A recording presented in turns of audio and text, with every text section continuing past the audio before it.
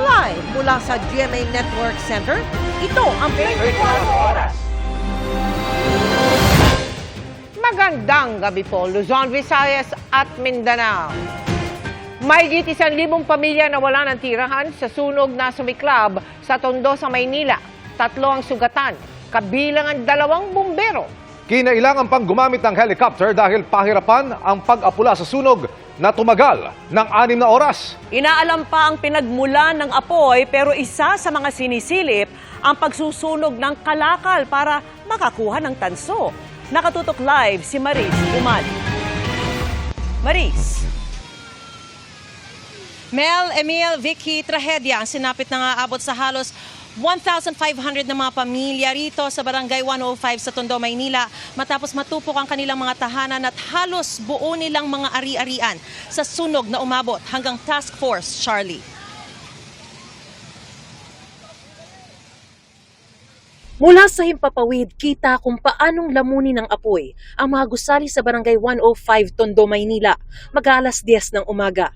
Mabilis na kumalat ang sunog hanggang madamay ang mga katabi. Sa laki ng apoy, tanaw ang maitim nitong usok sa malayo. Nakaresponde agad ang mga bumbero at ang Manila Disaster Risk Reduction and Management Office. Pero pahirapan ang pag-apula sa sunog na umakyat na sa Task Force Charlie. Dagdag pahirap ang makipot na daan sa lugar, kaya halos siksikan sa kalsada ang mga rumesponding fire trucks. Nagsalok na rin ang tubig gamit ang isang chopper para mapabilis ang pag-apula. Katuwang na rin ang ibang fire volunteer groups at Department of National Defense. Halos 3 oras bago idineklarang fire under control ang sunog. Tight materials, mga junk shop, and then malapit siya sa tabing dagat. So malakas po yung hangin. Mag-6 na oras na po. Pero fire under control pa rin. Ibig sabihin, hindi pa rin tuluyang naapula ang apoy. Makikita namang abalang-abala ang mga residente dito sa aking likuran sa pangolekta ng mga kalakal na pwede raw nilang pagkakitaan. Ayan, mga mapagkakapirahan po. Mga tanso po tsaka bakal. Ito na lang po nakita namin para makatulong din po. Mapagkakapirahan din po, mabebenta. Hindi pa matukoy ang sanhi ng sunog pero meron ng tinitignang anggulo ang mga fire investigator. Meron silang sinasabi na meron ng nananso. Kailangan niya ng apoy para malusaw yung plastic. Okay. Lalabas yung tanso, may bebenta yung tanso. Binagsunog nga daw po ng tanso na yan. Tapos pinabayaan. Ang laki po ng perwisyong ginawa niya. Ang mga nasunugang residente, inulan pa ng malakas habang nagsasamba ng kanilang gamit. Narinig ko na may sumabog, kaya tumakbo na kami palabas. Kaya siguro ng mga kalan nga nagsabugan sa likod namin. Ayun na, nataranta na kami, nagtakbuhan na po kami. Kung alin lang po ang napulot ko, yun lang talagang dala namin palabas. Kasama sa inilikas nila ang kanilang mga alaga. Lumabas na rin po kami, tapos sinano po namin yung mga alaga ko pong aso tsaka mga pusa. O yun lang po yung una kong sinalba. Kahit wala na po kami may salba, basta may salba ko lang po yung mga alaga ko. Si Hazel, labis ng panlulumo matapos maabot tahanan nila sa loob na raw ng 25 taon. Wala naman pong kasing sakit. Binitbit ko na lang po yung bunso ko para makababa na kami. Wala na po kami babalikan, wala na kami tutulugan. Ninervyos ako dahil ang lakas nga ng itim ng langit. Tulog ako doon. Tapakan ko yung inodoro, yung wasak. Malaki, biyak. Lalim mo. Bukod sa kanila, may 3 pang naitalang sugatan, kabilang ang 2 bumbero. Sa di kalayuan, may inaresto naman ng pulis na nagnakaw daw ng mga tanso. Wala po. Wala. Ba't ninanakaw yan? Pangalan po, pang bigas-bigas lang po.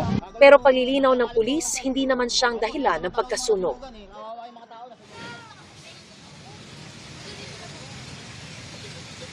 Vicky, 4:21 PM nang ideklara na ang fire out ng mga fire officials. Kasalukuyan naman nananatili sa barangay ang ilang mga nasunugan na umaapila ng tulong. Kailangan po nila ng pagkain, tubig, damit, pati na rin mga materyales sa pagpapagawa muli ng kanilang mga tahanan. At yan ang pinakasariwang balita mula pa rin dito sa Tondo, Maynila. Balik sa iyo, Vicky. Maraming salamat sa iyo, Maris Umali.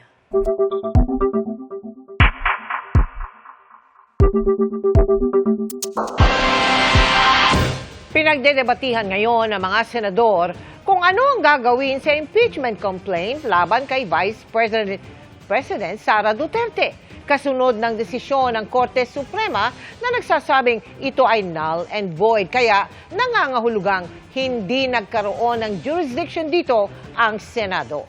May nagmosyong i-dismiss ang reklamo, pero may mga nagsabing hintayin muna hanggang maging final ang desisyon ng Supreme Court. Lalo't may nakabinbin pang apela dito. Nakatutok live si Sandra Aguinaldo. Sandra? Mel, patuloy ngang tinatalakay ng Senado ang impeachment case laban kay Vice President Sara Duterte matapos nga yung desisyon ng Korte Suprema na nagsasabing unconstitutional ang articles of impeachment kaugnay nito. Ang bungad nga po dyan ni Senador Rodante Marcoleta ay dapat i-dismiss na ang impeachment case. Inilatag ni Marcoleta ang mga ginawang hakbang ng Kamara sa impeachment ni Duterte na hindi umano naaayon sa kanilang sariling impeachment rules. Halimbawa, ang pagkakaroon ng 3 naunang impeachment complaint bago pa man mapirmahan ng sapat na bilang ng kongresista ang ika-4. Hindi ito ni-refer sa Committee on Justice at hindi rin umano isinama sa order of business. Ang impeachment complaint po ay parang sinaing na niluto ng House of Representatives. Hilaw po eh. Kayo po nagsimula ng mali. Hindi naman po sinasabi ng Korte Suprema na kailanman ay huwag kayong mag-impeach, huwag na kayong mag-file. Ayusin nyo lang po eh. Yun lamang po ang gustong mangyari dito. Ayusin nyo. You want to impeach the Vice President, do it in the right way. Ani Marcoleta, nagsalita na ang Korte Suprema na walang jurisdiction ang Senado kaya dapat nang i-dismiss ang impeachment complaint laban sa Vice President. Unanimous din daw ang desisyon kaya tingin niya mahirap nang magbago ang desisyon ng Supreme Court. The Supreme Court has already spoken. The last arbiter of law. It says the complaint is unconstitutional. It's void ab initio. It's violative of due process. The Senate never acquired jurisdiction over this. It is immediately executory. On that note, Mr. President, I respectfully move that the impeachment complaint be dismissed. Agad itong kinontra ni Minority Floor Leader Tito Soto. Punto niya, nag-file ng motion for reconsideration ng House of Representatives sa Supreme Court at pinagkomento pa nga ang Vice Presidente.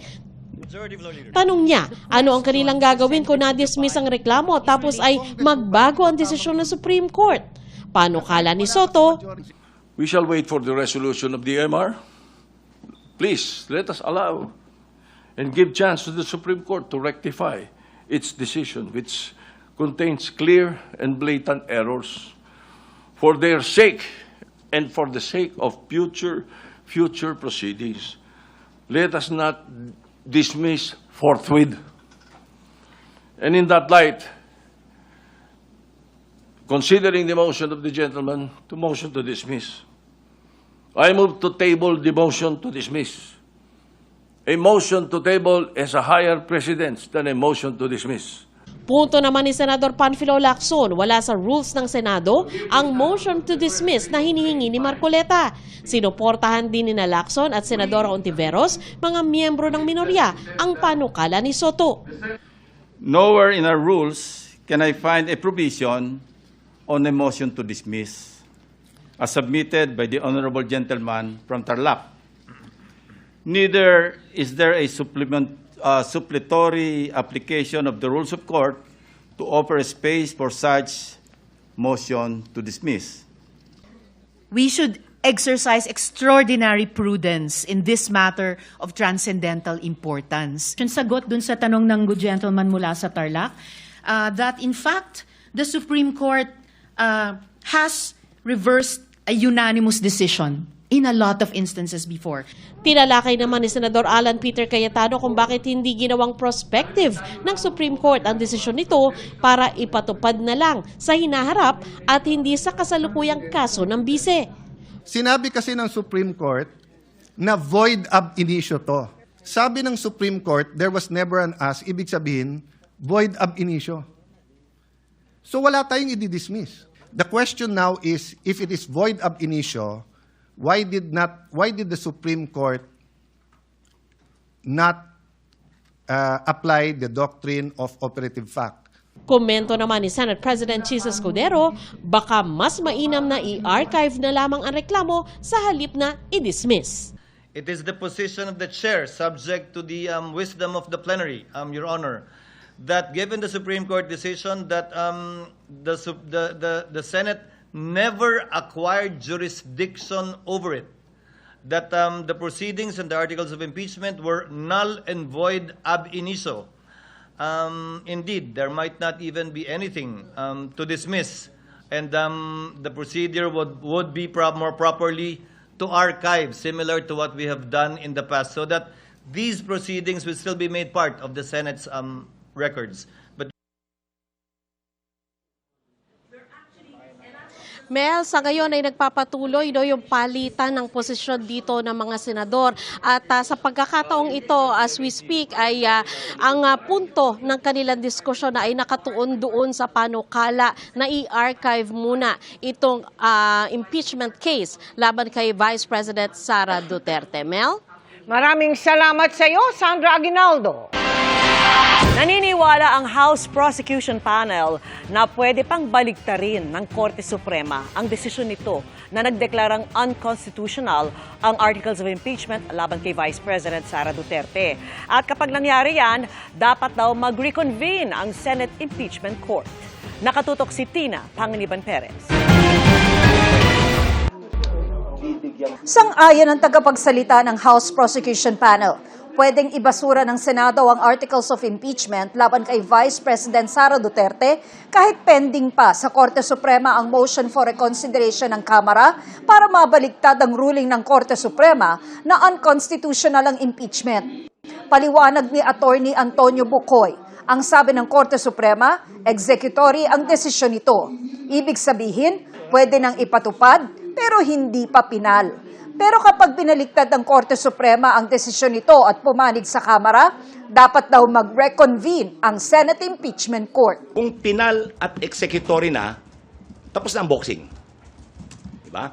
Subalit, intentionally, hindi sinabi ng Supreme Court na final and executory. Sinabi lang, executory. Kung gustong gawin ng mga partido, gustong sundin, pwede. Pero, meron pang tsansa o pagkakataon na pwedeng ma-revise. Hindi pwede susundin nila ngayon dahil sinabi ng Supreme Court, ibasura yan. Tapos later on, pag nagbago yung Supreme Court and sinabi na ituloy yan, hindi nila susundin. Hindi pwedeng ganun. Ang mga hukom po, tao rin sila na maaring magkamali. Ang ilang kongresistang nagsulong sa impeachment, tiniyak na marami pang ibang paraan para mapanagot si Vice President Sara Duterte at iba pang impeachable official kahit pa sa kasalukuyang desisyon ng Korte Suprema ay pinahirap pa ang proseso.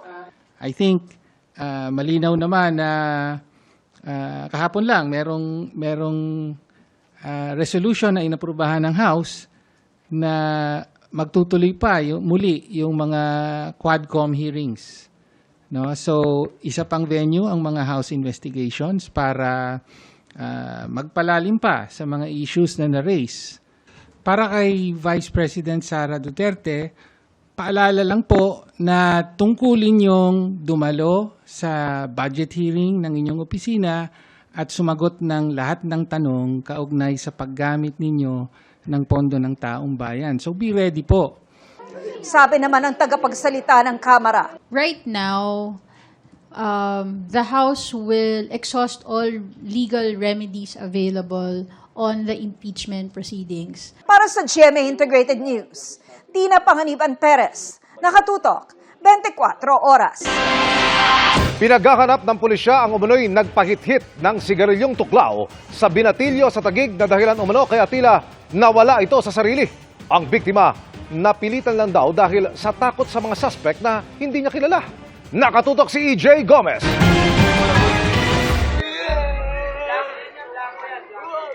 Pinaghahanap ngayon ng Taguig City Police ang mga sospek na nagpahit-hit umano ng sigarilyo na kung tawagin ay tuklaw sa 16 anyos na lalaki sa Barangay Central Signal sa Taguig. Ang lalaki kitang sumisigaw, umiiyak at nagwawala kaya dinala siya sa ospital. Tinanong ko yung bata, sabi niya, "Sir, may lumapit po sa amin nakamotor, dalawa, tapos tinanong yung kasama ko kung pwede magbomba." Di pag pumayag yung isa nagbomba. Pag bomba niya, nag-hits siya. Pag hits, alis agad yung lalaki na nag-fight sa kanila. After 5 minutes po, yun, nangisay-ngisay na. Bumagsak na po sa sahig. Tapos lumalaban na po.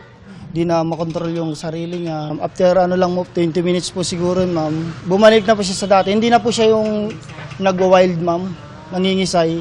Ngingiti na lang po siya pero nakapikit po siya. Kinumpirma ng Taguig City Police na mayroon nga nagpahit-hit ng sigarilyong tuklaw sa biktima. Sa pool sa CCTV ng Barangay Central Signal, ang 2 lalaking sospek sakay ng motorsiklo. Nakita natin doon na meron ng 2 lalaki na umapproach dito sa biktima natin. Casual lang sila nag-uusap, then yun na nga, parang pinapano siya ng sigarilyo, which is sabi tuklaw. Tsaka umalis yung 2 unidentified pa rin natin. Posible raw na dayo lang sa lugar ang mga sospek. Tumangging humarap sa kamera ang 16 anyos na biktima na isang grade 11 student. Pero kwento niya, hindi raw niya kakilala ang 2 lalaking lumapit sa kanya dito mismo sa aking kinatatayuan. Pinilit lang daw siyang humithit ng sinasabing tuklaw. Wala raw siyang nagawa kundi sundin ng 2 lalaki dahil sa takot na sasaktan siya. Hustisya naman ang hiling ng mga magulang ng biktima na residente ng Barangay Hagonoy. Patuloy ang manhunt operation ng Taguig City Police sa mga sospek. Pinaigting naman ang curfew sa lugar kasunod ng insidente. Nakita naman natin na hindi maganda talaga yung reaksyon. Hindi pa natin alam kung ano yung after effects sa kabataan. Kaya alarming to para sa amin. Itong tuklaw na sinasabi nila is napaka-dangerous sa katawan natin. Kasi ito, mataas yung nicotine na inilalabas nito. Para sa GMA Integrated News, EJ Gomez, nakatutok, 24 oras. Inihahanda na ng defense team ni Vice President Sara Duterte ang tugon nito sa apela ng Kamara sa Korte Suprema kaugnay sa impeachment laban sa bise. Inaabangan na rin nila ang desisyon ng Korte Suprema sa iba pang motion na nagsusulong na matuloy ang impeachment. Nakatutok si Marisol Abduraman. Exclusive.